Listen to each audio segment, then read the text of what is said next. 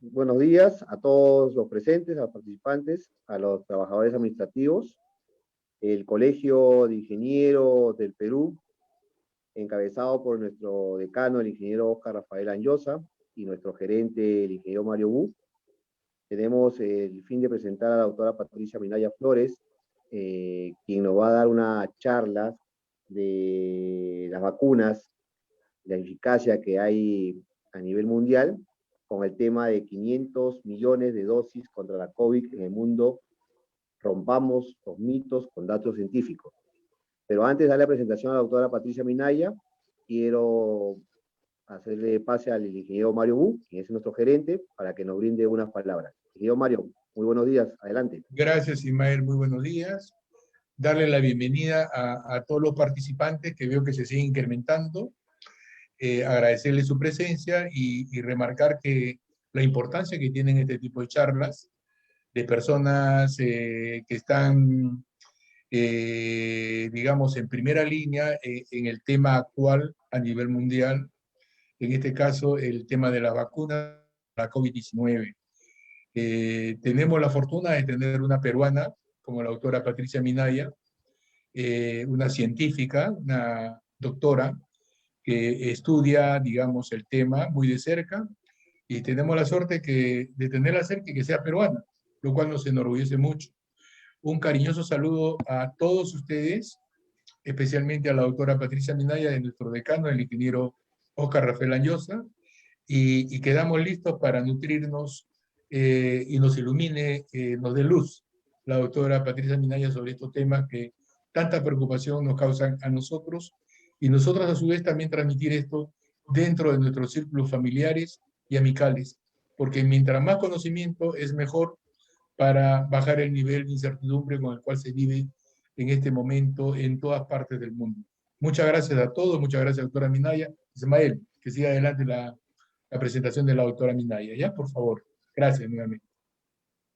Muchas gracias, ingeniero Mario. 600 millones de dosis contra la COVID-19. Rompamos los mitos con datos científicos. Esta charla va a estar dada por la doctora Patricia Minaya, quien es egresada de la Facultad de Odontología de la Universidad Nacional Mayor de San Marcos. Ella radica actualmente en Francia, que cuenta con uno de los mejores sistemas de salud. Realizó una maestría de salud pública con especialidad en ingeniería de sistemas de salud y un doctorado de salud pública e investigación clínica en la Universidad de Aix-Marsella. Ha trabajado desde entonces en varias instituciones francesas, el Laboratorio de Salud Pública de Marsella, el Instituto Francés por la Salud Pública y actualmente en la Alta Autoridad de Salud Francesa como jefe de proyectos científicos.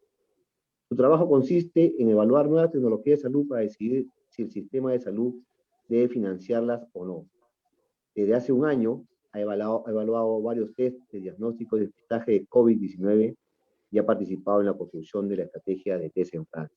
Doctora Patricia Minaya Flores, otra vez agradezco su participación y su apoyo al Colegio de Ingenieros del Perú. Le damos la bienvenida. Muchas gracias, doctora Patricia Minaya Flores.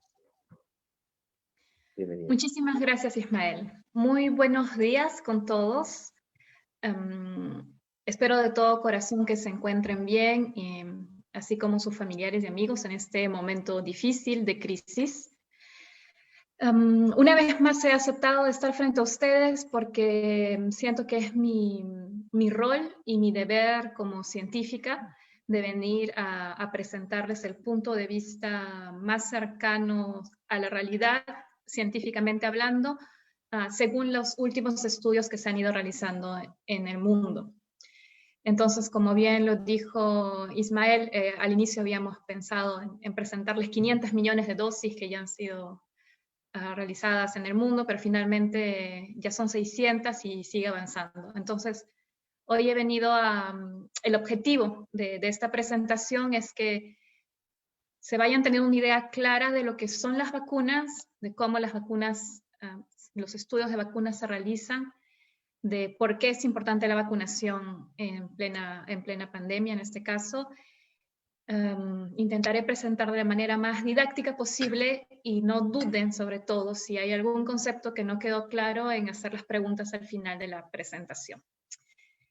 Entonces, la crisis de hoy en día, al día de hoy, que actualicé rápidamente esta presentación y cada vez que tengo que anotar los números que siguen en aumento es como que un shock terrible, puesto que ya más de 3 millones de muertes en el mundo reportadas y más de 57.000 en Perú. Y esta es la fuente oficial de la Universidad de Johns Hopkins que lleva las estadísticas a nivel mundial. Pero imagino que ustedes saben que estas cifras en Perú, al menos en muchos países, pero sobre todo en Perú, son subestimadas. Y hay un gráfico que nos va a hablar mucho más de la verdadera situación, y es el que he elegido para la presentación de hoy día. Estos diferentes gráficos de diferentes países provienen de la fuente del Financial Times, que es un periódico que está haciendo también un seguimiento de la situación de COVID-19 en el mundo. Y es un gráfico que no solamente presenta los casos, las muertes por COVID-19, sino todas las muertes que han ocurrido en diferentes países del mundo, es decir, la sobremortalidad.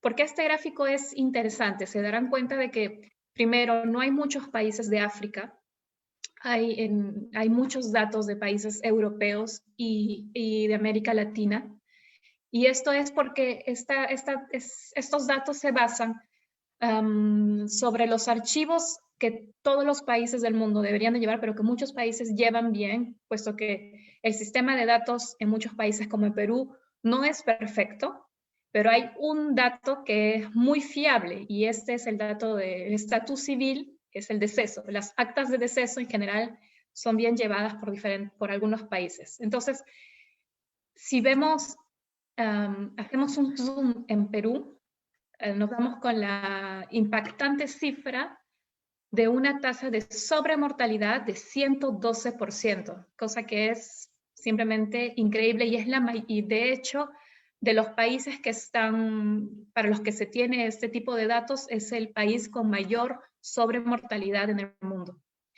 Y vemos muy bien que esta sobremortalidad sigue la misma curva que las olas de COVID-19 que han llegado a Perú. Y otro punto que podemos ver de esta sobremortalidad, que es de más de 142.000 personas al 4 de abril, es que no solamente nos puede dar una idea de cuán subestimada están siendo dados los datos de COVID-19 en Perú, sino que también nos muestra que hay un impacto que va mucho más allá en nuestro sistema de salud de la enfermedad, que implica que como los recursos no son suficientes para seguir aceptando y tratando y dando tratamiento médico a toda la población, los pacientes las personas no solamente están muriendo de COVID-19, sino también muy probablemente de enfermedades crónicas que no están siendo controladas como deberían de ser. Un típico ejemplo son los pacientes con patologías cancerosas, con cáncer, que no están recibiendo el tratamiento adecuado, muchas veces por temor, pero otras veces también porque el sistema de salud, los hospitales están copados exclusivamente para casos de COVID-19. Y bueno, preparando la exposición hoy día, descubrí esta triste noticia que ha salido publicada recientemente, en el que por día se han reportado 417 muertos, es decir, que estamos nuevamente en una subida de casos. Esto es en Perú, es una noticia que saqué de RPP, y la situación todavía no mejora. Entonces, me quedo realmente sin palabras, porque es muy duro describir lo que viene ocurriendo en los hospitales de Perú. La pregunta que se podría generar, y que en algún momento algunas personas pensaban que era una buena solución, era de apostar por la inmunidad colectiva.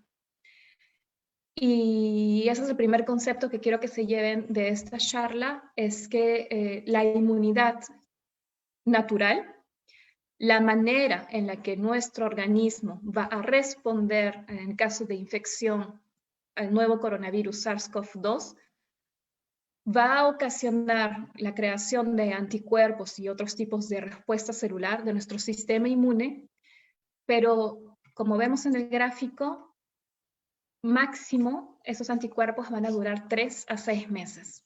Entonces, la protección que nuestro organismo puede generar en los casos leves o moderados no va a ser suficiente para protegernos a una nueva infección. Y el mejor ejemplo que tenemos al día de hoy es la ciudad de Manaus, en Brasil, donde un grupo de científicos, de epidemiólogos, realizó un muestreo y midió la cantidad de anticuerpos que la población tenía, puesto que en la primera ola muchísima gente se había contaminado en Manaus, y encontraron que 66% de la población ya tenía anticuerpos. Entonces, la primera hipótesis que se dio fue que esta población ya estaba protegida contra la COVID-19, puesto que había llegado a obtener su inmunidad colectiva o de rebaño, llamada también de rebaño. Y esa es una foto de la primera ola en la que se tuvieron que cavar fosas comunes porque incluso el sistema de los cementerios se veía desbordado. Y bueno, de repente ustedes ya lo han escuchado, el 7 de abril nuevamente Brasil vio un pico de decesos relacionados de pacientes que murieron por COVID-19. Ellos han ido venciendo récords que nos parecían faraminosos día a día. Primero veíamos el nivel de 2.000, un día vimos el nivel de 3.000 y ahora son 4.000 los decesos por COVID que se han registrado como máximo, más de 4.000 en 24 horas. Entonces, y la ciudad de Manaus y la región del Amazonas sigue sufriendo críticamente por esta pandemia, e incluso se volvieron a poner en práctica medidas para controlar la propagación del virus y medidas fuertes como toque de queda y nuevamente no había oxígeno. Entonces, la teoría de la inmunidad colectiva natural simplemente se cayó al agua. Y para poder comparar un poco con el mismo tipo de gráficos, la situación en Brasil nos parece alarmante cuando la vemos de fuera, o en todo caso, yo que estoy aquí en Francia, se habla muchísimo más de la situación en Brasil que la situación en Perú. Incluso la variante brasilera, y yo digo la variante brasilera, la P1 es muy seguida porque es muy crítica, pero en verdad hay varias variantes en Brasil que son inquietantes. Y sin embargo, la sobremortalidad en Brasil solamente es del 28%. Cuando la comparamos al 112% de Perú, nos damos cuenta de que en verdad la situación puede que no sea tan mediática, pero la situación en Perú es muchísimo más crítica y muchísimo más difícil a sobrellevar. Y si ya vimos que la solución no es llegar a la inmunidad colectiva de manera natural, porque si todos los peruanos se enfermaran de COVID-19, si todos fueran infectados, el precio a pagar en términos de mortalidad sería demasiado elevado. Hay otro tipo de estrategias simultáneas, como lo vimos la vez pasada, que pueden ser llevadas a cabo para poder afrontar esta pandemia. Las medidas de protección, que a todos ustedes les quedó claro, testear. La estrategia de contact tracing es básica y cada país tiene que ponerla en práctica con los recursos que tiene y gestionar esos recursos para que sea puesto en práctica de la mejor manera posible. Nuevos tratamientos que siguen en curso de investigación, pero lamentablemente hasta ahora ninguno ha dado prueba de funcionar. Y el tema de hoy nos vamos a enfocar en las vacunas, que finalmente van a ser probablemente la manera de salir de esta crisis. Y el tema es que todos queríamos una vacuna. El año pasado, yo recuerdo en mi entorno, la mayoría de las personas quería apuntarse en listas de esperas para la vacuna, tenía toda su fe puesta en las vacunas, y cuando la vacuna salió al mercado, comenzaron a desconfiar, ¿no? Ya está lista, no, ahora, ¿por qué salió tan rápido? Desconfío, ya no confío. Y el tema es responder a por qué las vacunas fueron desarrolladas tan rápido. Y por eso digo, vamos a desmitificar un poco todas las teorías que hay en torno a las vacunas, porque si algo yo les puedo asegurar es que el proceso, la calidad de estándar internacionales que se ha tenido para desarrollar cada una de las vacunas que ya se encuentran en el mercado, este proceso ha sido respetado y la eficacia y la seguridad de las vacunas ha sido asegurada por los ensayos clínicos puestos en práctica para poder salir al mercado, pero también porque hoy ya van más de 600 millones de dosis que han sido administradas. Y entonces, ¿cuáles son las razones que han provocado que estas vacunas sean desarrolladas rápidamente? La primera razón, que me parece muy importante, es que las empresas farmacéuticas no han perdido tiempo en buscar financiamiento.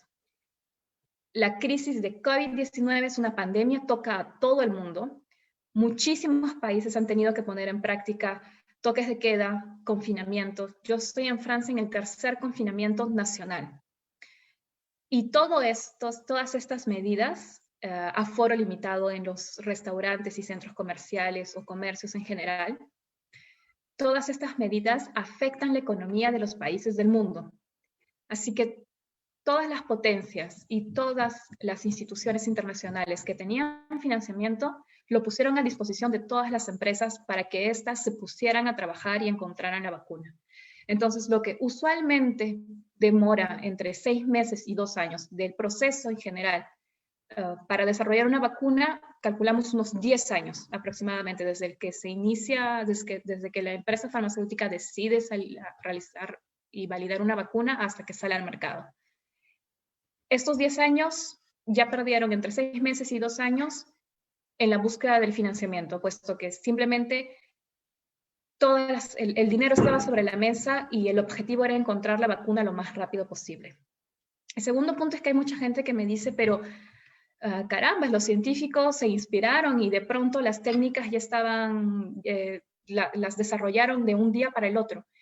Y yo quiero que quede claro que no es así. Las técnicas que se han utilizado para las vacunas de COVID-19 son técnicas que ya existían antes de la aparición del SARS-CoV-2.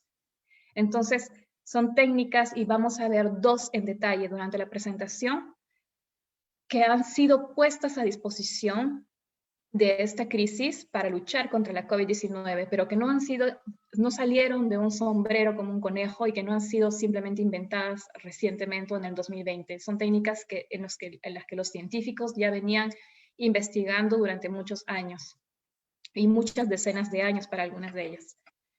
El tercer y el cuarto punto están ligados. Y para ello voy a explicar rápidamente cómo funciona un ensayo clínico. En un ensayo clínico llamado doble ciego, porque ni el paciente sabe qué le inyectan, o el voluntario, ni el médico que está inyectando el producto que se busca a probar si funciona o no, sabe lo que está inyectando. Existe un panel de voluntarios y voluntarios. En este caso, para COVID-19 hubieron miles en todo el mundo. Estos pacientes, estos voluntarios, son divididos en 2 grupos de manera aleatoria, es decir, por sorteo. El azar hace que se dividan en 2 grupos, entonces son comparables. A un grupo se le da un placebo, es decir, un líquido que no contiene una vacuna, es como diamentiritas. Y el otro grupo se le inyecta efectivamente la vacuna, sin que ninguno sepa a quién se le da qué, para que no haya, para que este efecto placebo, que significa que a veces lo vemos con los niños, a uno le puede dar un vaso con azúcar cuando se golpeó y solamente el efecto placebo existe, el solamente de creer que está tomando algo que le va a hacer bien, va a hacer pasar algunos síntomas. Así como existe el efecto placebo, existe el efecto nocebo, que es cuando yo tomo algo y creo que me va a hacer daño, me puede hacer daño. Este efecto existe en realidad. Y entonces, un estudio clínico correctamente llevado, estandarizado, con 2 brazos, o sea, 2 grupos, al azar, en los que nadie sabe nada, van a permitir ver si la vacuna realmente previene casos graves o decesos en el grupo que se vacunó, y si estos casos son diferentes a los que podrían surgir en el grupo al que no se le puso una vacuna. Y entonces, ¿qué ocurre? Que en el caso de COVID-19, la prevalencia es tan alta, estamos hablando de más de 30.000 casos por día en algunos lugares, que las posibilidades para que el grupo control, que es el grupo que recibió placebo, se contamine y los casos se den, es muy alta, puesto que el virus está en circulación por todos lados. Y de hecho, esa es la razón por la cual, por ejemplo, la vacuna de Sinopharm, que es una vacuna china, no pudo continuar a realizar sus estudios en China o en Asia, porque la prevalencia había bajado mucho. Entonces comenzó a buscar ciudades o países en donde la prevalencia, la circulación de virus fuera activa, para poder llegar a observar casos en el grupo control de manera más rápida. Y entonces, como les decía, los voluntarios, que han sido personas con mucho coraje, porque en aquel momento no teníamos ninguna evidencia científica de que la vacuna no pudiera tener un efecto grave, son para mí parte de los héroes de esta pandemia. Estos voluntarios se veían, pero de manera increíblemente elevada. Cuando se han abierto las listas para inscribirse como voluntarios en diferentes ciudades del mundo, y el mismo fenómeno se vio en Lima, en Perú, las listas en 10 minutos ya estaban copadas. Entonces, un proceso que generalmente lleva meses, incluso años, para la búsqueda de voluntarios, se lograron en 10 minutos.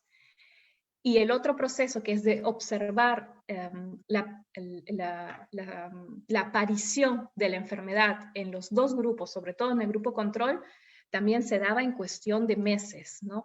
Imaginemos que fuera otro tipo de enfermedades para las cuales se quiere lograr una vacuna, en donde la prevalencia es de 1 en 1000 o 1 en 2000,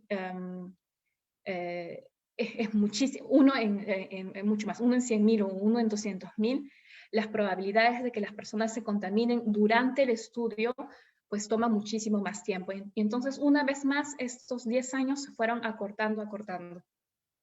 Y el último punto es que hubo una comunicación muy rápida, y la sigue habiendo, en verdad, entre la empresa farmacéutica que produce los datos y las instituciones que se encargan, y las agencias reguladoras que se encargan justamente de evaluar los resultados de los experimentos de estos fabricantes, de la empresa farmacéutica. Y hay que entender, por ejemplo, la institución para la que yo trabajo es la Alta Autoridad de Salud, que tenemos el departamento donde nosotros evaluamos la nueva tecnología, y en este caso todo lo que llega con COVID-19 es nuevo, entonces entra a tallar, y evaluamos tanto como test, medicamentos, vacunas. Pero nosotros, en general, cuando llega un expediente, pues llega a la pila de expedientes que está siendo tratados, y reglamentariamente tenemos entre 6 meses y 1 año, hasta 6 meses renovable, entonces hasta 1 año para responder esta demanda. Sin embargo, todos los expedientes COVID, ustedes se imaginarán que no esperan en la pila de expedientes que tenemos que ver, sino que pasan en prioridad. Y esto ha sido exactamente lo mismo que ha pasado con todas las instituciones en el mundo.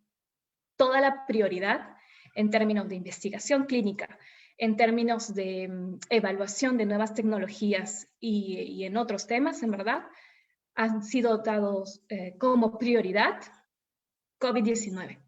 Y allí también se ha ganado, yo diría, hasta 1 año para acortar los tiempos en los que las vacunas han sido desarrolladas. Y una vez más, estén seguros que los protocolos han sido respetados.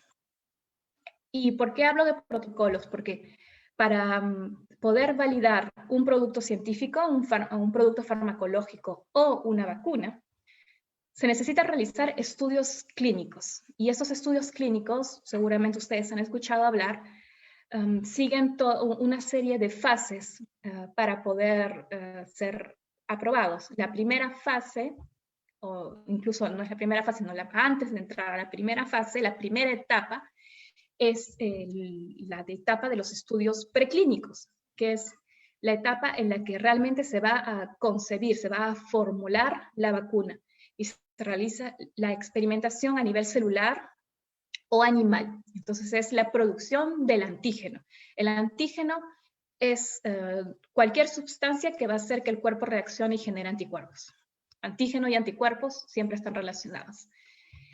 Y una vez que una vacuna logra pasar la fase clínica, la fase preclínica, pues comienza a realizarse la fase 1, 2 y 3 para poder finalmente obtener una licencia.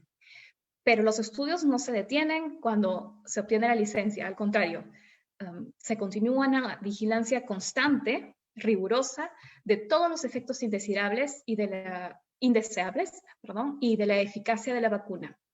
Y esto ocurre con todas las vacunas que tenemos en el mercado, todas las vacunas que son utilizadas. No solamente es específico para COVID-19.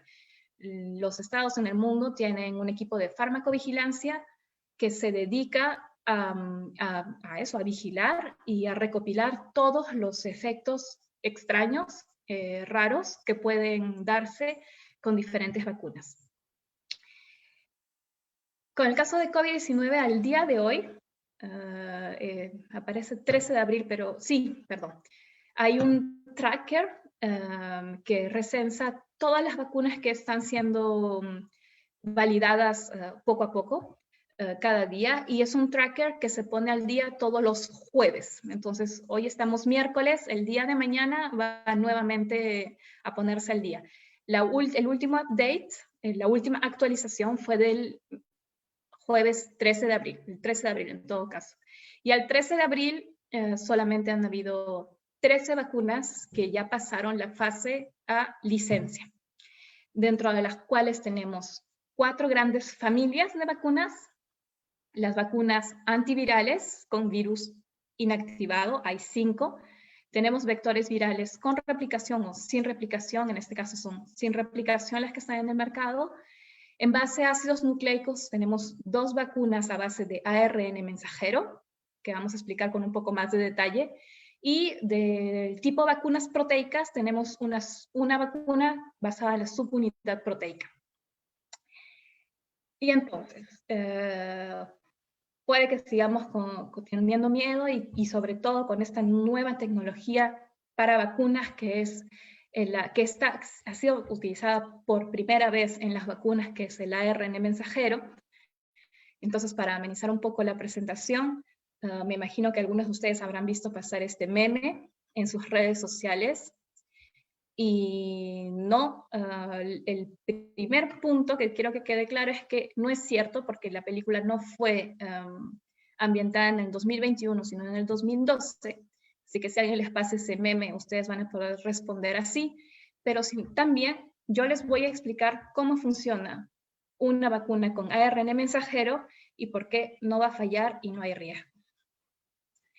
Entonces, los 2 tipos de vacunas que tenemos en este instante con ARN mensajero son las de Pfizer y las de Moderna. Yo sé que al Perú ha llegado un pequeño stock de Pfizer y que está siendo utilizada. Y bueno, esperemos que sigan llegando este tipo de vacunas que son muy eficaces. Y para poder explicarles qué es el ARN mensajero o cómo funcionan esas vacunas bajo ARN mensajero, a mí me gusta mucho presentar una metáfora, ¿no? una imagen para que lo entiendan. El ARN mensajero es una parte de la información genética del virus. Si nosotros tuviéramos un libro que nos permitiera reconstituir al virus, el ARN mensajero sería la fotocopia de una página de ese libro. En el caso de las vacunas de COVID-19, la parte del virus de esta fotocopia es la parte que nos muestra aquí, es la proteína Spike, por puntas. De hecho, es por eso que se llama coronavirus, porque tiene muchas puntas en forma de corona. Y si tuviéramos este libro, tendríamos la página con la información que les permite a las células de nuestro cuerpo construir por ellas mismas una proteína spike.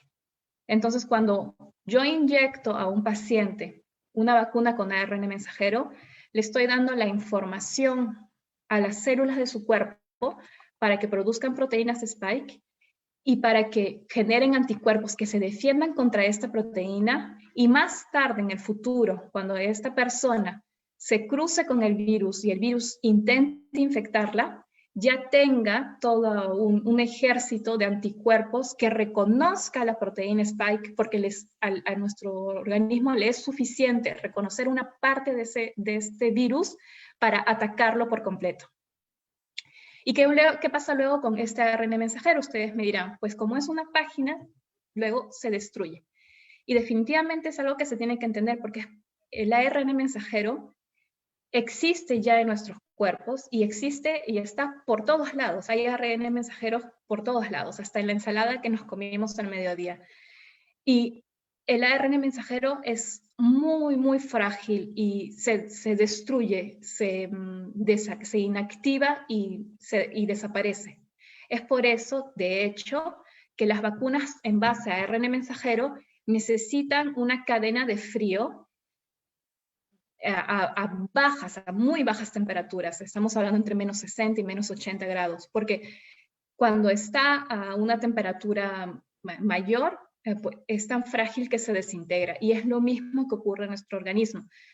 El paciente, la persona recibe una vacuna con ARN mensajero, le da el mensaje, la fotocopia, ¿recuerdan? Y luego se desintegra. Esta fotocopia se destruye.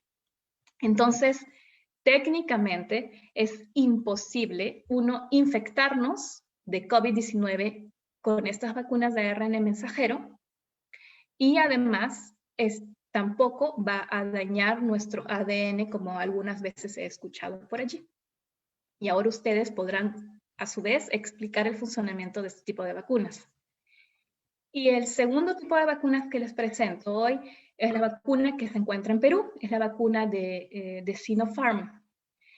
Y el primer mensaje, y es lo que les decía hace unos instantes, es que esta tecnología es la tecnología utilizada en las vacunas más clásicas que existen en el mundo. De hecho, desde 1950 que tenemos la vacuna contra la polio, es esta misma tecnología de virus inactivado que ha sido utilizada, y los datos sobre la seguridad de ese tipo de vacunas están allí por millones, y son diferentes vacunas que todos nosotros hemos recibido. Las vacunas de polio, difteria, tétanos, rabia, utilizan la tecnología de virus inactivado.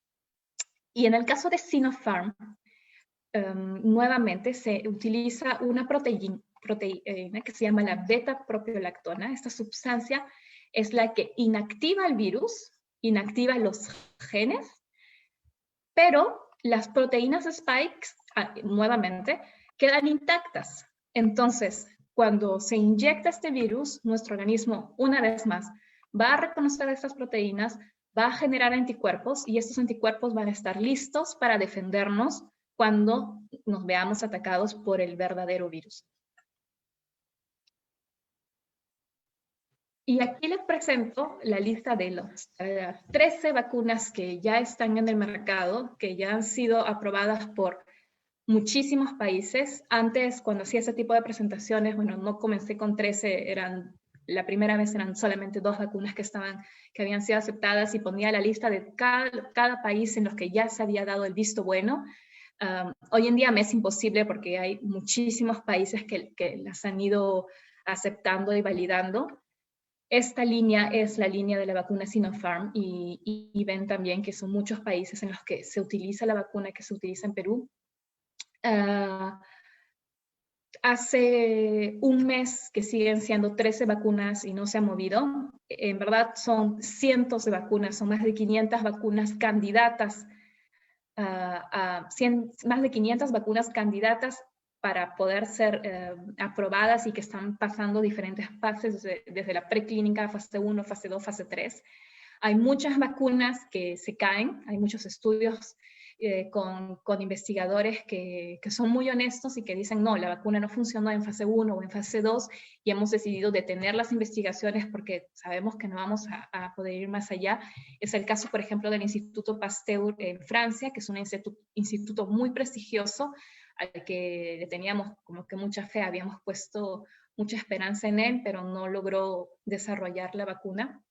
Y en todo caso, sepan que de esta lista de 13 vacunas, cualquiera de ellas me conviene. Es decir, la mejor vacuna que yo puedo recibir es la que está a mi disposición. Desde el momento en que alguien tiene una vacuna que está dentro de esas 13 listas, necesariamente, dentro de esta lista necesariamente para poder ser comercializada y que me es propuesta, pues es la vacuna que yo voy a aceptar. Siempre y cuando esté dentro de las indicaciones y voy a hablar de ello un poco después. ¿Y por qué les digo que tenemos tanta seguridad de que estas vacunas están funcionando y de que esas vacunas son seguras? O en todo caso, de que la balanza beneficio-riesgo nos es favorable, es porque ya son muchísimos los países en el mundo que han comenzado su proceso de vacunación. Y en este gráfico vemos el porcentaje de la población que ha sido completamente vacunada, es decir, que han recibido las 2 dosis. Y en esta tabla se puede ver mejor los países que van a la cabeza. Israel ya, esos son los datos al 20 de abril, entonces Israel ya casi tiene 60% de su población completamente vaccinada. Le sigue Chile con 29%. Y bueno, aquí vemos Francia que llega casi al 7% con datos del 19 de abril. Y vemos que Brasil está al 4% y de repente es una de las razones por las que se siguen generando, el virus sigue circulando y se siguen generando variantes. Y lo que es aún más interesante es si contamos en millones, y es por eso que les decía, ya van más de 600 millones. Definitivamente el país en términos de cantidad que ya ha vacunado más es Estados Unidos, donde tenemos más de 213 millones de dosis que han sido administradas, seguido por China, India, son países con muchísima población, y también el Reino Unido, Brasil, Alemania, Turquía y Francia.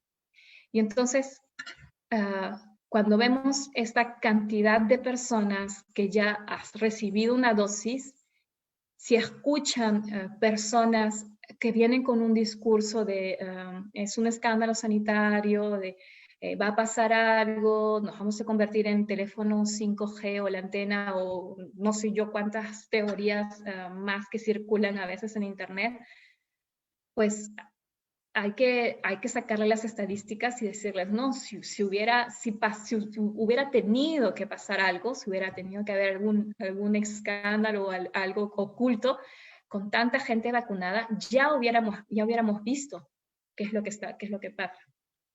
Entonces, no es la conclusión de mi presentación, todavía no acaba, pero el mensaje clave que se pueden llevar es que las vacunas que se encuentran en el mercado, todas las vacunas validadas por diferentes instancias de regulación, son seguras y son eficaces. Su eficacia ha sido correctamente estudiada en diferentes ensayos clínicos, y aquí vemos la eficacia de diferentes vacunas. Y para esto hago un paréntesis, porque quien dice que 60% es bien o 90% es bien, es simplemente que generalmente una vacuna es considerada buena si supera el 50% de eficacia. Y en el caso de las vacunas contra la COVID-19 hemos sido sorprendidos por niveles de eficacia increíbles. E incluso la vacuna que está siendo distribuida en Perú, que es la vacuna china Sinopharm, muestra una eficacia del 79%. ¿Y por qué digo que es seguras? Y aquí quiero entrar en detalle a este tema. Lo más importante es con cualquier producto farmacéutico, porque en verdad hay que entender, hasta el paracetamol, el Panadol que podemos tomar en casos de fiebre o de dolor, tiene un riesgo de efectos no deseados. Absolutamente todo medicamento, toda vacuna que se utilice en el mundo va a afectar a un grupo reducido de personas que pueden tener una predisposición genética o pueden tener alguna patología o algún trasfondo que hace que tenga una reacción adversa, generalmente alérgica en el caso de vacunas. Y en el caso de la vacuna de AstraZeneca y de Johnson & Johnson, efectivamente hay un riesgo de coágulos sanguíneos que pueden ser peligrosos. Son eventos extremadamente raros. Y bueno, como les decía, yo no puedo decir que no hay ningún efecto adverso, porque sería mentirles. Sí, en algunos casos, y bueno, cuando a alguien se le hincha el brazo en la zona de la inyección, presenta un poco de fiebre, un poco de fatiga, de cansancio, en verdad es sinónimo de que esta vacuna está funcionando, es el organismo que se está defendiendo hacia el antígeno que le acaban de inyectar. Y en otros casos hay reacciones graves, pero son mínimas. Y para ello, a mí me gustaría que tuviéramos una perspectiva mucho más global.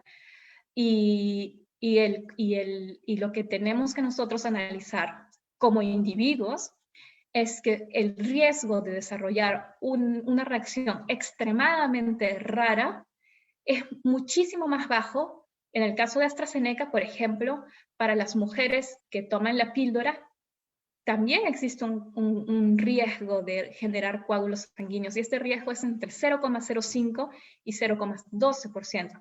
Sin embargo, muchas mujeres en el mundo seguimos tomando la píldora como método anticonceptivo. Igual, fumar genera un riesgo de desarrollar coágulos, y ese riesgo es de 0,18%. Y sobre todo, hay que tener la balanza beneficio-riesgo entre lo que el virus puede ocasionar, y en el caso de una infección por COVID-19, el riesgo de desarrollar coágulos sanguíneos es de 16,5%. Entonces, cuando comparo este 16,5% versus el 0,0004%, me doy cuenta de que tengo muchísimo más riesgo infectándome con COVID-19 que colocándome una vacuna que en el peor de los casos y en extremadamente raro puede aparecer un síntoma, un efecto no deseado, que es el de generarse coágulos sanguíneos.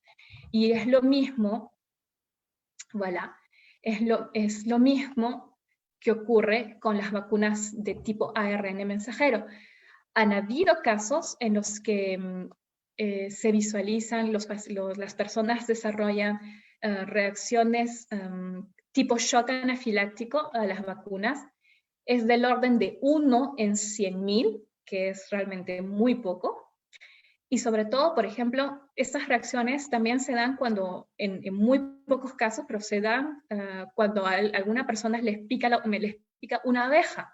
Entonces, a muchos de nosotros nos ha picado una abeja y no nos pasa nada, pero hay personas que van a desarrollar una reacción alérgica grave. Entonces, es igual. Y bueno, ante esta aparición de alergias graves, que hasta diciembre se contabilizaban 66 y habían sido todas tratadas y no hubo ningún deceso, muchos estados que realizan este tipo de vacunas, que distribuyen estas vacunas, han decidido mantener bajo supervisión el paciente entre 15 y 30 minutos después de la inyección de la vacuna, puesto que generalmente, en verdad en todos los casos, una reacción alérgica se produce extremadamente rápido desde el momento en que uno inyecta, y es lo mismo con una reacción alimentaria o con una reacción por picaduras de insectos.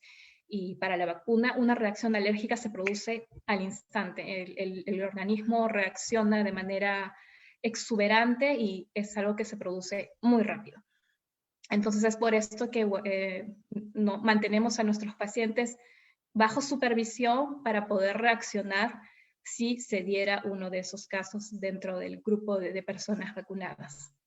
Y aquí, una vez más, frente a los beneficios de protección que este tipo de vacunas nos dan, el riesgo de desarrollar una alergia grave es mínimo y es compensado por el beneficio. Pero bueno, yo les he hablado ya de la eficacia y de la seguridad y de las vacunas, y yo creo que ya todos entendieron que son súper importantes y que no hay razón para tener desconfianza a ellas.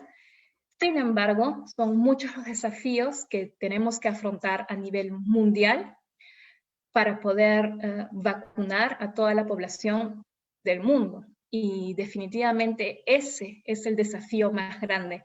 Y lo vengo diciendo hace varias semanas y lo estamos viendo en el terreno, lo estamos viendo en la vida real. La producción de vacunas no es posible que cubra la necesidad de toda la población mundial en un corto lapso. Entonces, ha habido muchos casos de rupturas de stock, ha habido muchos casos en los que incluso aquí en Europa se firmaron contratos por una cantidad X de vacunas y las empresas no pueden enviar la cantidad de vacunas que ya han sido pagadas o negociadas, sino un monto menos, porque simplemente no se pueden fabricar tantas vacunas en un corto tiempo. Y el problema con esto es que mientras el virus siga circulando, vamos a seguir viendo la aparición de nuevas variantes. Y es lo que estamos viendo en América Latina, donde las variantes brasileras están haciendo mucho daño. Y no solo en América Latina, tenemos variantes a las que tenemos que hacerle seguimiento, porque variantes hay miles. El virus, mientras siga circulando, va a seguir mutando y eso es una realidad. Pero hay variantes que son mucho más preocupantes que otras porque o contaminan mucho más rápido o son más agresivas. Y es el caso de la variante brasilera y también es el caso de la variante sudafricana y de la variante india, que tiene una doble mutación, y de la variante californiana. Entonces nos damos cuenta que hablamos de un desafío porque tenemos que vacunar más rápido que el poder que tienen estos virus para mutar. Y definitivamente el calendario es corto y los gobiernos espero que comiencen a trabajar en conjunto para poder vacunar al menos a las personas que tienen más riesgos de desarrollar la enfermedad, una forma grave de la enfermedad. Y bueno, en Perú yo sé que la vacuna de Sinopharm definitivamente es la más fácil de distribuir, puesto que mantener una cadena de frío de menos 80 grados es mucho más complicado. Y algo que se tiene que entender, yo estuve en una reunión con UNICEF el día de ayer y era que me dieron un dato que era que muchos estados simplemente no pueden recibir más vacunas porque efectivamente tienen la capacidad para estoquear, para guardar y hacer circular las vacunas que ya están en el calendario vacunal de cada país, como polio, difteria, tétanos, rubiola, todas esas vacunas ya existen y la capacidad de stock de estos países ya está completa. Entonces, para que las vacunas de COVID-19 lleguen, se necesita primero comprar más frigideres, super frigideres en los casos de Pfizer y Moderna, y generar toda la infraestructura y a nivel nacional para que esta vacunación pueda funcionar. Entonces, definitivamente estamos hablando del mayor desafío logístico mundial desde la Segunda Guerra Mundial. Estamos hablando de vacunar a toda la población adulta del mundo, esperemos este año o incluso el 2022 en el peor de los casos. El escenario que se presenta el día de hoy y que me parece el más verídico, el más cercano a la realidad, es que vamos a terminar de vacunar todos los países del mundo más o menos para el horizonte del 2022. Y a mí me gusta poner esta imagen porque la vacuna el día de hoy es el líquido oro, es el elemento más preciado en todo el mundo. Todos los países del mundo están luchando para obtener mayor cantidad de vacunas posible para su población.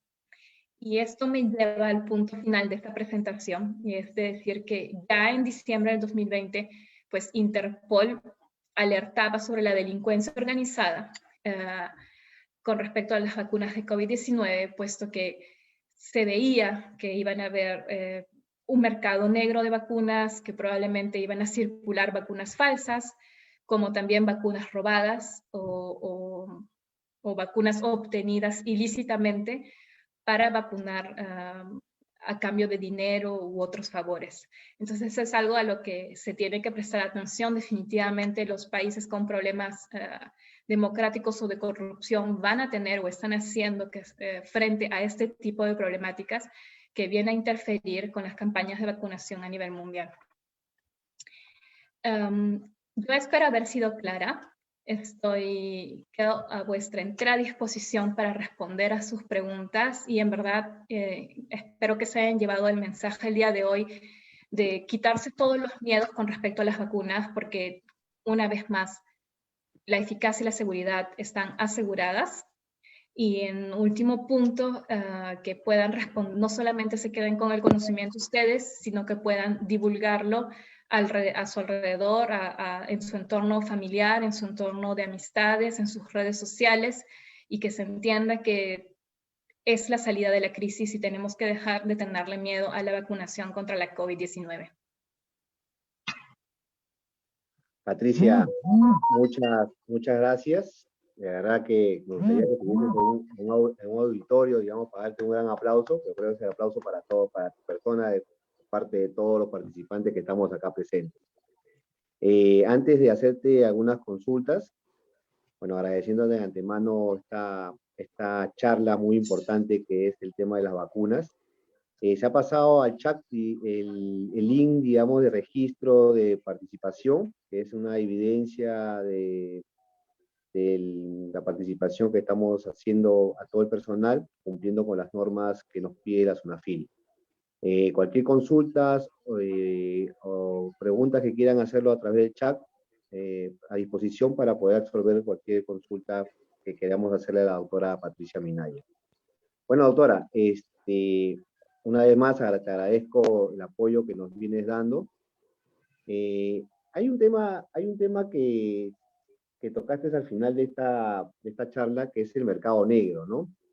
Inmediatamente cuando salió el tema de las vacunas, en el mes de octubre, noviembre, digamos, las primeras vacunas que salieron, ya en las redes sociales comenzaron a correr el tema de venta de vacunas de diferentes países, que obviamente pues, son de dudosa procedencia, porque obviamente eso se trabaja a través de los gobiernos que maneja cada país. Sin embargo, la eficacia de las vacunas con esta segunda o tercera ola que se viene acá en Perú,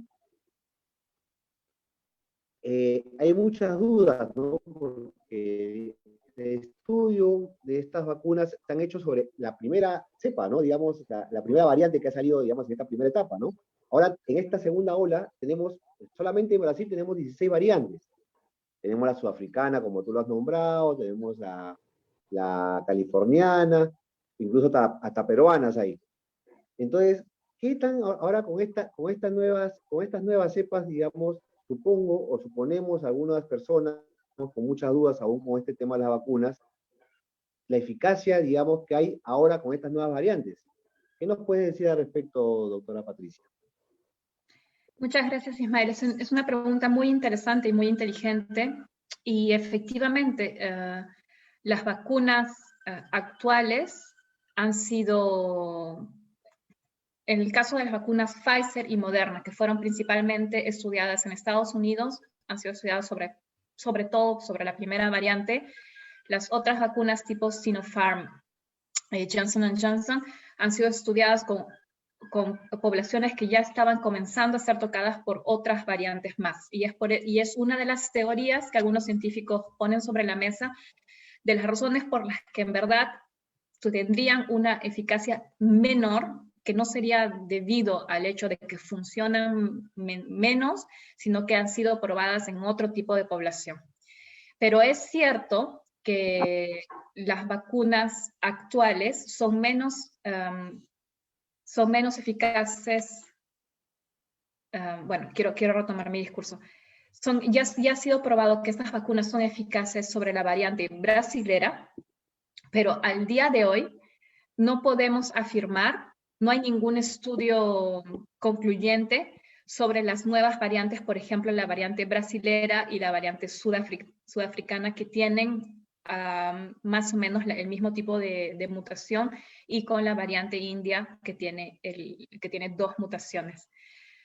La lógica científica nos dice que por ser las modificaciones genéticas al mismo nivel de la proteína Spike, definitivamente van a afectar la eficacia de la vacuna, pero se espera que estas vacunas nos protejan al menos un poco versus a nada. O sea, entre no estar absolutamente nada protegido contra las variantes que ya están en diferentes países versus tener al menos cierta protección, pues es mejor un poquito que nada. Y de hecho, perdón Ismael, permíteme completar un punto. Y de hecho, Pfizer hace una semana y media ya comunicó que se va a necesitar una tercera dosis, que sería una dosis adaptada a las nuevas variantes que han salido, para poder reforzar la inmunidad creada por la primera y la segunda dosis. Entonces, de todas maneras se va a necesitar un tipo de refuerzo de adaptación para poder ir adaptándonos a las variantes que van a seguir surgiendo, y es un fenómeno que no vamos a poder detener. Y en esa parte sí está claro, porque definitivamente estas variantes que vienen, pues estas vacunas tienen que estar con nuevos procesos de investigación, nuevas actualizaciones para que esto sea con mayor eficaz, ¿no? Para toda la población a nivel mundial, ¿no? Bueno, gracias por la respuesta, Patricia. Acá nuestra amiga Esther, compañera de trabajo, me dice: buenas tardes, muchas gracias por la metodología y datos que ha empleado en su charla, es muy valorada. En nuestro país se habló de una vacuna peruana que no tenía financiamiento aquí, pero que en otro país al parecer iban a aprobarla. ¿Hay algún dato sobre ello? Estamos hablando de la vacuna de Manolo Fernández, que tienen la empresa Farbec. Entonces acá, digamos, en Perú han habido les han cerrado las puertas a esta empresa Farbec, por lo que es el doctor Manolo Fernández es médico veterinario. Quizás por un tema comercial en el tema de Vizcarra no quisieron entrar en conversaciones, pero al parecer ellos han sido trabajando y han encontrado una inversión extranjera, ¿no? ¿Qué nos puedes comentar algo al respecto? ¿Tienes algún conocimiento de esta vacuna peruana que se viene progresando en estos momentos? Sí, yo he estado muy interesada en la vacuna peruana, porque cada vez que he presentado, desde la primera vez que he hablado de vacunas en diferentes auditorios para Perú, siempre ha venido esta pregunta, es una de las primeras preguntas que se me hacen. Y entonces estuve a la expectativa de ver el avance de esta vacuna. Lo único que les puedo decir es que ellos acaban de publicar el 10 de marzo la fase preclínica. Eso es un hecho. La fase preclínica ha sido publicada. Pero eso no significa que esa vacuna esté lista, y eso no significa que esa vacuna esté próxima a ser validada. Yo no tengo la menor idea de cuáles sean los acuerdos o los promotores o las empresas que estén detrás para apoyar esta vacuna, pero algo que se tiene que quedar en claro es que son cientos de vacunas que están, de candidatas a vacunas que están siendo desarrolladas en el mundo. Y finalmente, yo siempre digo, no es como si fuera una maratón, esto es como todos los científicos y las empresas que están desarrollando vacunas están jugándose una maratón, y la llegada, el punto final, es la validación de las autoridades para que salga al mercado. Ahorita la vacuna peruana de Farbec se está poniendo las zapatillas. Así de simple. Está muy lejos de llegar a la validación después de la fase 3. A mí me da mucha pena esto de esta falta de apoyo por parte del gobierno peruano de Manolo Fernández. De verdad que comenzó a tocar puertas este señor en su momento, y de verdad le cerraron las puertas. Ya, bueno, conocemos el tema del negociado que ha habido con el gobierno de Vizcarra, que no vamos a entrar en detalles, pero de verdad que me da mucho gusto, digamos, que el Perú esté avanzando con este laboratorio Farbec. y que algunas empresas extranjeras le estén dando el apoyo correspondiente a nuestra vacuna, que debió haber sido la vacuna peruana, ¿no? Pero bueno, siempre pasan estas cosas acá solamente en Perú. Acá tenemos otra pregunta de nuestra compañera de trabajo, Anita. Muchas gracias por la didáctica exposición. Siendo usted científica, estando en Europa y viendo personalmente la evolución del COVID-19 en el mundo, con toda la tecnología y ciencia que tenemos en el siglo XXI para encontrar una solución contra el COVID-19, ¿cuál es su pronóstico respecto a cómo termina esta pandemia? ¿La ciencia triunfará? Yo creo que sí, ¿no? Debe ser así. Cuéntanos un poco, Patricia, sobre esta pregunta. Bueno, yo soy científica, no soy bruja. No puedo hacer pronósticos. No, yo no me atrevo a hacer ningún pronóstico porque lo que puedo es hablarles de los distintos escenarios que pueden ocurrir. Puede que la producción de vacunas llegue a un nivel tal que se logre vacunar a toda la población, entonces que logremos y que en simultáneo con las otras medidas de protección, mascarillas y alejamiento, distancia física, logremos detenerla o al menos disminuir la circulación del virus y entonces, junto con las estrategias de vacunación y de contact tracing, vencer este virus. Puede también que las diferentes fabricantes de medicamentos obtengan un medicamento que funcione específico contra COVID-19, un antiviral, que también sería una solución, pero también puede que mañana el virus mute terriblemente y que tenga una letalidad del 50% de la población. O sea, todos los escenarios son posibles.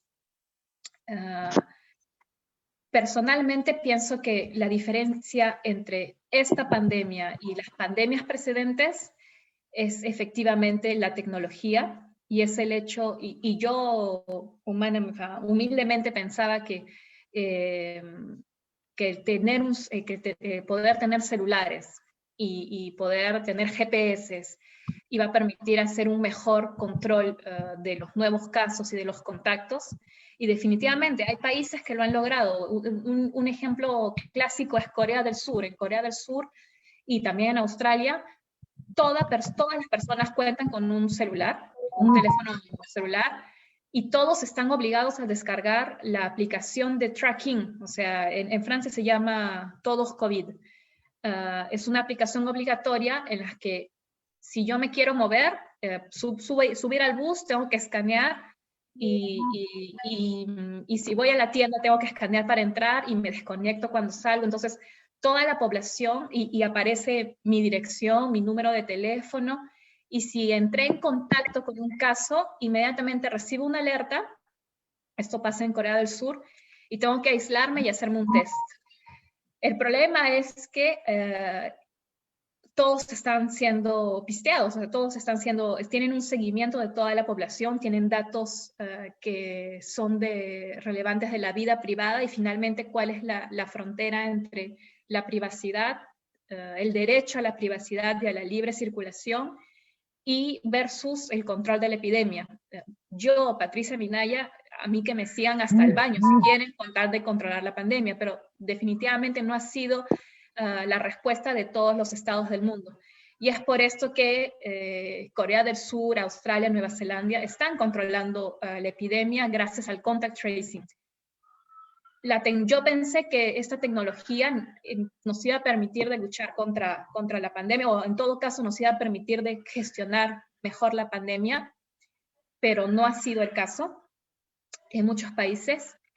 Y otra diferencia que yo encuentro versus a otras pandemias es que, bueno, nuestros sistemas de salud están colapsando, pero definitivamente la capacidad técnica, la tecnología, el avance de la medicina, comparado a hace 100 años, es exponencial. Entonces, al menos están logrando salvar las vidas de muchos pacientes que llegan a hospitalización y a cuidados intensivos. Ok, bueno, el ingeniero Benito me informa que hay un link que se ha pasado al chat de los participantes. Por favor, hay que registrar la participación para evidenciar esta charla. Sigamos con las preguntas. Nuestra compañera Rosa Niño Nos dice, buen día, doctora Patricia. Mi consulta es, ¿cuánto tiempo debe transcurrir entre la primera vacuna y la segunda dosis? Ya que mi señor padre fue vacunado y, sin embargo, justo cuando iba a recibir la segunda dosis, lamentablemente estuvo delicado de salud y por ende no pudo vacunarse en la fecha programada. Bueno, ahí hay dos temas. Efectivamente, para recibir una vacuna, y no solamente COVID-19, para recibir todo tipo de vacunas, la persona tiene que estar bien de salud. El organismo tiene que estar lo suficientemente fuerte y listo para luchar contra el antígeno, o sea, un virus inactivado o el ARN mensajero, cualquier antígeno que haya sido producido, el cuerpo tiene que reaccionar contra él. Entonces, no puede estar, el sistema inmune no puede estar ocupado peleándose con otro virus o con otra bacteria. Tiene que estar completamente concentrado para la vacuna. Entonces, es por eso que en absolutamente ninguna vacuna contra ninguna enfermedad se coloca en un paciente con una enfermedad. Y es una razón válida para postergar la primera, la segunda o la tercera dosis. En el segundo punto, la distancia entre una y otra dosis depende de la vacuna que ha sido realizada. Por ejemplo, la vacuna de Sinopharm, la diferencia entre las dos dosis es de 1 mes. En el caso de las vacunas Pfizer y Moderna, la diferencia es de 4 semanas, y en el mundo, sobre todo en los países europeos, en enero, febrero, hubo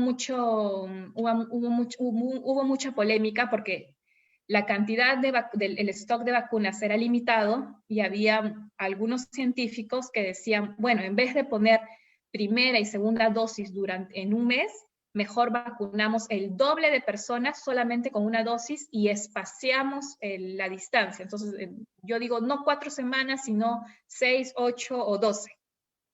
Es un riesgo porque a los científicos nos gusta mucho seguir, la base científica es seguir lo que los estudios clínicos nos han mostrado. Entonces, en un estudio clínico se preveía que la distancia entre las dosis, el lapso entre las dosis es 4 meses, pues hay que hacerlo, en la realidad también hay que hacer 4 meses.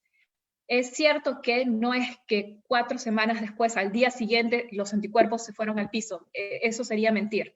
Efectivamente, los anticuerpos van a disminuir de manera curvilínea, entonces van a bajar poco a poco. Pero lo ideal es respetar el tiempo dado por la industria farmacéutica, salvo excepciones. Muchas gracias, Patricia. La verdad que este tema de la eficacia de las vacunas, ahorita justo tocaste parte de la conferencia que nos has dado, el tema de la eficacia. Ahora, digamos, cuando comenzó este tema de la pandemia, hablamos mucho de Wuhan, que el virus salió de Wuhan por el tema del murciélago, etcétera, etcétera, ¿no? Ahora, ya no escuchamos muchos casos en China, ¿no? No sé qué tan cierto sea, quizás no llegan las noticias de acá a Perú, quizás sus vacunas han sido muy efectivas, digamos, en su tierra natal, ¿no? Acá hay justo una pregunta que dice otra vez Rosita Niño, que dice, ¿qué hay de cierto si la primera vacuna recibida de China, la segunda dosis tiene que ser del mismo laboratorio? ¿Es correcta esa información? ¿Tiene que ser necesariamente el mismo laboratorio? Lo ideal es que se coloque las mismas dosis, o sea, la primera y segunda dosis del mismo laboratorio. Pero, ¿qué ha pasado? Y es algo que en algún momento debí explicárselos, no se lo expliqué. En el caso de las vacunas de AstraZeneca, se ha observado que la mayoría de los casos de coágulos que se han generado, los casos extremadamente raros que les expliqué, se producen en personas menores de 55 años.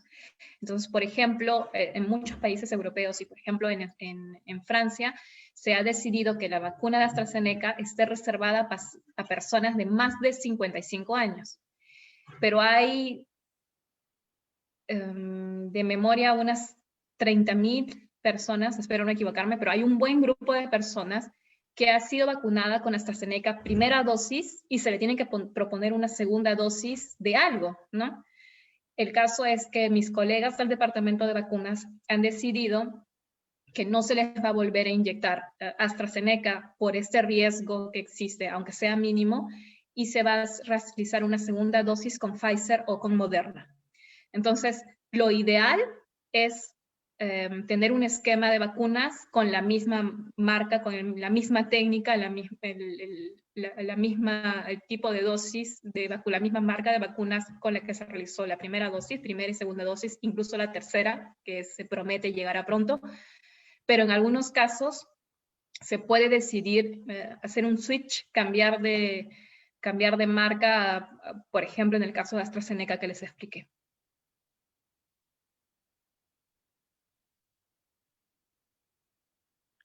El amigo y el jefe del sistema de gestión de calidad, tu micro, y hacer la pregunta directamente, Roger. ¿Cómo estás, Roger? Buenas tardes ya. Te escuchamos. ¿Cómo estás, Ismael? Doctora Patricia, buenas tardes. Buenas tardes. Mi pregunta iba más que todo por se habló sobre la vacuna Sinopharm. Entonces, aquí en Perú, según un estudio de la Universidad Cayetano, hubo un cuestionamiento porque no se logró el resultado esperado. No sé si nos pueda comentar algo. ¿Esa vacuna es efectiva realmente o es, como nos han indicado los medios de prensa, que no tiene efectividad para la población peruana? Bueno, yo no he leído no sé la verdad de qué resultado me está hablando, porque no he visto pasar un estudio reciente, de repente. La Universidad Cayetano dio unos resultados del estudio que había realizado aquí en Perú. Ajá. Los resultados indicaban que la efectividad que tenía la vacuna no era la esperada, no era del 79% como nos habían indicado. Si no era de cuánto. Si mal no recuerdo, menos del 50%. Perdón, Creo que 11% de una vacuna, tipos de vacuna, perdón, me está hablando de lo que es de los datos que fueron presentados en Willax, de repente. Por la Universidad sí, exactamente. Ok, ya, no. Sí lo seguí, me lo pasé, tuve conocidos que me lo comunicaron. No, definitivamente, que vi el extracto. En verdad yo no veo televisión, no tengo televisión, pero bueno, con las redes podemos ver en replay. Y sí me pasaron el extracto. En verdad, lo que se dijo en ese programa fue completamente una malinterpretación de los resultados. En primer lugar, la vacuna no va a prevenir las infecciones. Que yo esté vacunada, de hecho es por ello que los consejos que se siguen dando es que por más que yo esté vacunado, tengo que respetar las medidas de protección. Tengo que seguir usando mascarilla y tengo que seguir evitando hacer reuniones y generar movimiento. ¿Por qué? Porque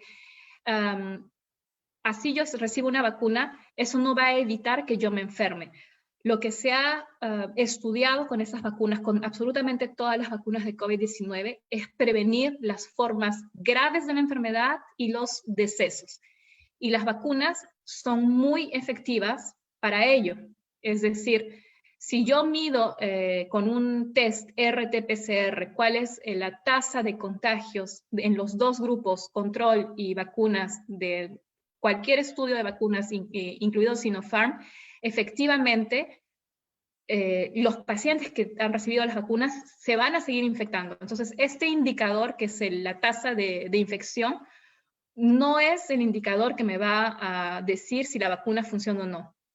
Lo que me va a indicar si la vacuna está siendo efectiva contra lo que yo quiero luchar, y que es la saturación del sistema de salud y las muertes de los pacientes, es eso, la tasa de complicaciones, la tasa de formas graves de la enfermedad. Y para ello la vacuna de Sinopharm es muy efectiva, y para decesos absolutamente todas las vacunas están o a 100% o muy cerca de 100% de eficacidad.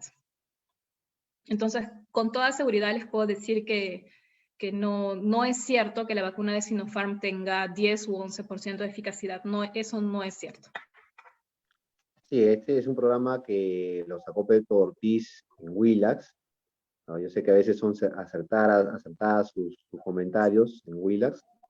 Sin embargo, ahí se equivocaron completamente, porque a raíz de este reportaje pues, hubieron muchas dudas sobre la eficacia de la vacuna, ¿no? Incluso creo que en la conferencia que tuvimos con tu persona, Patricia, con la Comisión de Riesgo, con Tania Segarra, te toqué el tema porque justamente habían sacado el tema de que no era eficaz esta vacuna, ¿no? Entonces ya había muchas dudas, encima que la gente estaba con más cosas en la cabeza, más dudas en la cabeza, entonces ya posteriormente esto se aclaró y definitivamente con la conferencia que tú nos has dado, definitivamente nos aclaras más el panorama, ¿no? Una última pregunta que también creo que nos incluye a muchas personas que quizás somos vulnerables. Un paciente que tiene diabetes u otras enfermedades relacionadas a dicha enfermedad, bueno, podemos hablar de cualquier tipo de enfermedad, ¿pueden ser vacunados? Definitivamente las vacunas son necesarias en el grupo de pacientes que son más propensos a desarrollar una forma grave de la enfermedad. Y el primer riesgo para desarrollar una forma grave de la enfermedad es la edad. Las personas mayores de 65 años tienen más riesgo de, si se infectan, caer gravemente enfermas. Los otros riesgos son diferentes patologías crónicas, dentro de las cuales se encuentran los pacientes con diabetes descompensado. Y también están los pacientes con su sistema inmune debilitado, como los pacientes con una patología cancerosa, que tienen cáncer y están recibiendo quimioterapia. Y entonces la respuesta es sí, en verdad, los pacientes con enfermedades cardiovasculares o pulmonares también. Entonces todos estos pacientes deben recibir la vacuna prioritariamente. En verdad, cada país ha desarrollado su sistema de prioridad para las vacunas. Por ejemplo, aquí en Francia se le ha dado prioridad a las personas, se comenzó vacunando a las personas mayores de 85 años, luego las mayores de 75 años y en paralelo todas las personas con las enfermedades crónicas que les mencioné, mayores de 55 años. Y luego entre 18 y 55. Y yo sé que en Perú se ha comenzado a vacunar primero al personal médico, y es algo lógico. El sistema en Perú está tan saturado que hay que primero proteger a los que nos pueden salvar para poder salvar a otros. Pero definitivamente en algún momento se tiene que priorizar a las personas que están a riesgo y una vez más, los pacientes con diabetes forman parte de esta categoría. Bueno, Patricia, muchas gracias por esta conferencia y por aclararnos muchas dudas que tenemos todos nosotros. Creo que van a seguir las dudas definitivamente en este proceso de vacunación. Te agradecemos tu segunda participación, bueno, tercera, ya con otra comisión. Ya nosotros vamos a gestionar un certificado de participación de parte de nosotros para tu persona por el apoyo que nos has brindado, Patricia, ¿no? Agradecer a todos los participantes por intermedio del Colegio de Ingenieros del Perú. Quiero agradecer su participación a todos ustedes y espero que estas dudas hayan sido aclaradas. Vamos a seguir dando estas charlas de capacitación, de inducción, de aclarar un poco el panorama ante esta adversidad que tenemos ahorita actualmente, que es la pandemia, el COVID-19, ¿no? Gracias, Patricia. Gracias, Roger. Bueno, Benito ya se me escapó, como siempre. Tenemos una reunión.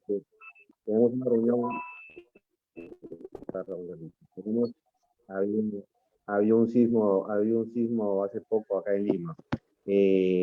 Tenemos una reunión ahorita porque estamos viendo una cartilla informativa para el tema de comunicación, de comunicar a los colegiados ante cualquier, digamos, caso que tengamos de COVID, de actuar inmediatamente, ¿no? Entonces estamos también correteando y avanzando, digamos, en esta segunda línea de batalla, ¿no? Bueno, agradecerte nuevamente, Patricia, tu participación. Agradecemos a los participantes. Espero que haya aclarado muchas dudas. Y bueno, hasta la próxima oportunidad, Patricia. Muchas gracias por todo. Muchas gracias Claro a todos sí. ustedes, Cuídense mucho. colegas y compañeros. Cuídense mucho. Adiós. Buenas tardes. Adiós a todos. Saludos a todos.